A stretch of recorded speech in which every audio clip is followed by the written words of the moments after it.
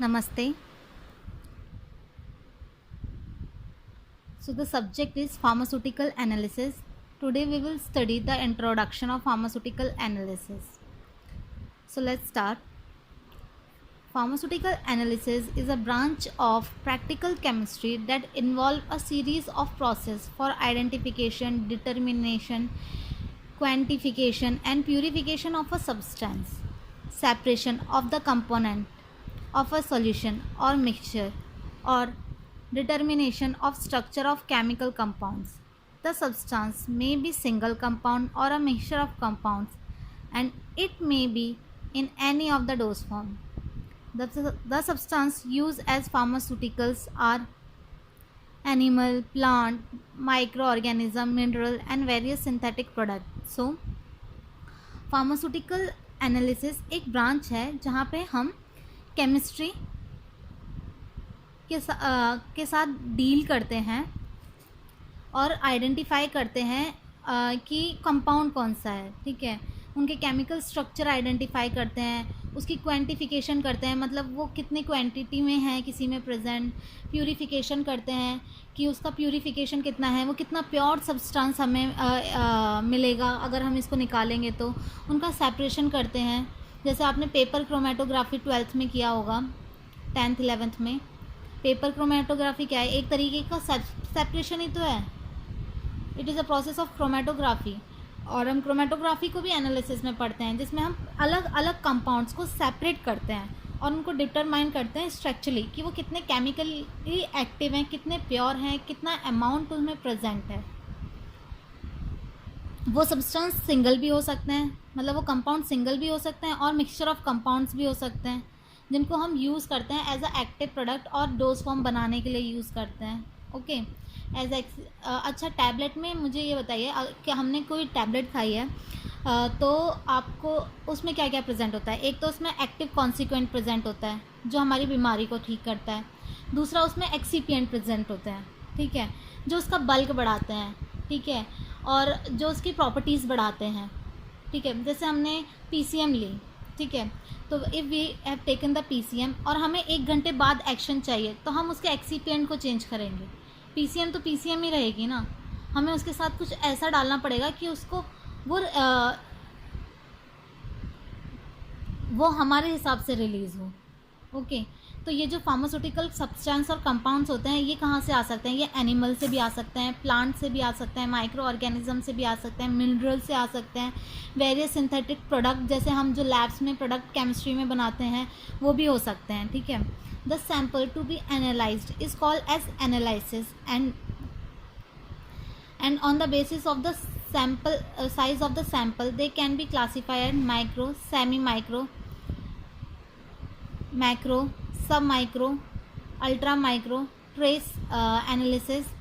Among them the semi micro analysis are widely used. So जैसे कि कोई sample है, ऑब्वियस सी बात है, सैम्पल क्या है? वो कंपाउंड जिसको हम टेस्ट कर रहे हैं थ्रू एनालिसिस के। एनालिसिस मतलब किसी का एनालाइज करना, to know each and everything about the compound. Okay तो कोई सैम्पल है, अगर किसी उस पर्टिकुलर सैम्पल को एनालाइज करेंगे तो उसको एनालाइज कहेंगे उस सैम्पल को, ठीक है। ये सैम्पल कैसे डिपेंड करता है?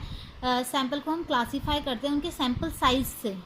ओके सैम्पल साइज मीन्स अगर 0.1 ग्राम है या उससे बड़ा है तो वो मैक्रो कहा जाएगा, macro compound, macro sample size. Okay अगर वो 0.01 है 2.1 ग्राम तक तो उसे सेमी मैक्रो कहेंगे। Okay if it is 0.001 gram to 0.01 gram तो इसे माइक्रो कहेंगे। और अगर जो कंपाउंड या सब्सटेंस हमारा 0.001 ग्राम टू 0.001 ग्राम के बीच में है तो इसे सब माइक्रो कहेंगे।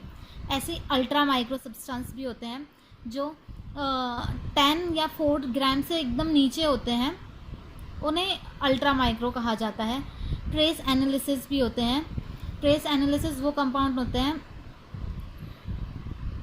जो जिनकी जो पार्ट्स पर मिलियन में ये काउंट होता है, 100 to 10,000 पार्ट्स पर मिलियन के बीच में जो कंपाउंड्स होते हैं उन्हें ट्रेस एनालिसिस कहा जाता है।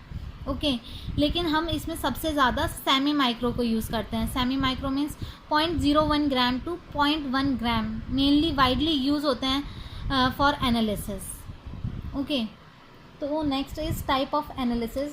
There are 2 type of chemical analysis, एक क्वांटिटेटिव और एक क्वालिटेटिव. मतलब हम कैसे किसी कंपाउंड को पता करेंगे, या तो उसकी क्वालिटी देखेंगे कितना अच्छा क्वालिटी का है, या फिर उसकी क्वांटिटी देखेंगे कि कितना बल्क में वो हमें मिलेगा.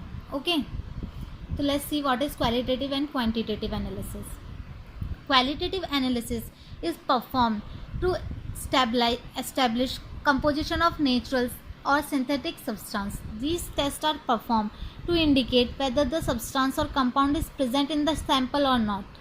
Various qualitative tests are detection of involved gas, formation of precipitation, limit test, color change, reaction, melting point and boiling point test.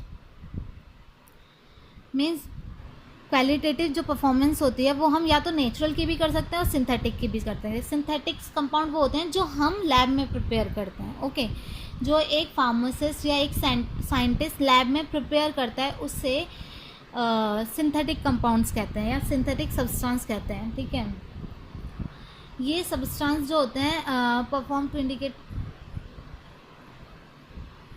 ये जो हम इसमें जब टेस्ट करते हैं तो हम ये पता करते हैं कि इस कंपाउंड में जो सब्सटेंस हमारा है, जो सैंपल हमें दिया गया है उसमें सब्सटेंस कितना प्रेजेंट है और प्रेजेंट है भी या नहीं प्रेजेंट है. ओके अलग अलग क्वालिटेटिव टेस्ट किए जाते हैं और किस क्वालिटी में प्रेजेंट है. तो अलग अलग क्वालिटी टेस्ट किए जाते हैं, जैसे गैस का एवोल्यूशन होना. ये सब हमने ये नॉर्मली 10th में आपने छोटे छोटे रिएक्शंस किए होंगे. ठीक है प्रेसिपिटेट फॉर्म होना, जैसे कि प्रेसिपिटेट फॉर्म हो जाता है, वाइट पीपीटी फॉर्म होती है तो हमें पता चलता है कि हाँ इसके अंदर ये प्रेजेंट है. ओके लिमिट टेस्ट, अलग अलग लिमिट टेस्ट होते हैं जो कलर के हिसाब से चेंज हो जाते हैं और कलर के हिसाब से हम उन्हें इंडिकेट कर सकते हैं कि हाँ इसके अंदर ये मेटल प्रेजेंट है. मेल्टिंग पॉइंट तो प्योरिटी डिटरमाइन के लिए सबसे बेस्ट है. Melting point and boiling point main क्यों करते हैं हमें क्यों जानना है किसी सब्सटेंस का कि ये इसका मेल्टिंग पॉइंट कितना है, इसका बॉइलिंग पॉइंट कितना है, हमें उसकी प्योरिटी पता चलती है. Okay next is quantitative analysis. Technique are mainly use to quantify any compound or substance in the sample. These techniques are based in the quantitative performance or of suitable chemical reaction and either measure the amount of the reagent added to complete the reaction or measuring the compound of reaction product obtained. Second is the characteristic movement of a substance through a defined medium under controlled condition. Third is electrical measurement. And fourth is measurement of some spectroscopic property of the compound.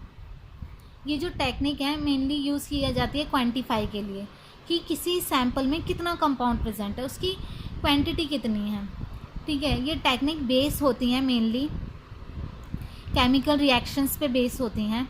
ठीक है या फिर इनका जो movement है किसी medium में बहुत कंट्रोल रेट में कराया जाता है कि वो कैसे आ रही हैं. जैसे कि आपने पेपर क्रोमेटोग्राफी देखी उससे हम पता कर सकते हैं. ओके देन इलेक्ट्रिकल मेजरमेंट होती हैं. ऐसे ही अलग अलग और भी टेस्ट होते हैं जो हम क्वालिटेटिव एनालिसिस में यूज़ करते हैं, जैसे केमिकल मेथड, वॉल्यूमेट्रिक और टाइट्रोमेटिक मेथड. टाइट्रेशन हमने किया है 10th में 12th में. Then gravimetric method, gastrometric analysis, electrical method, instrumental method, biological and microbiological method. So hope you will understand little bit about the pharmaceutical analysis. So thank you for this.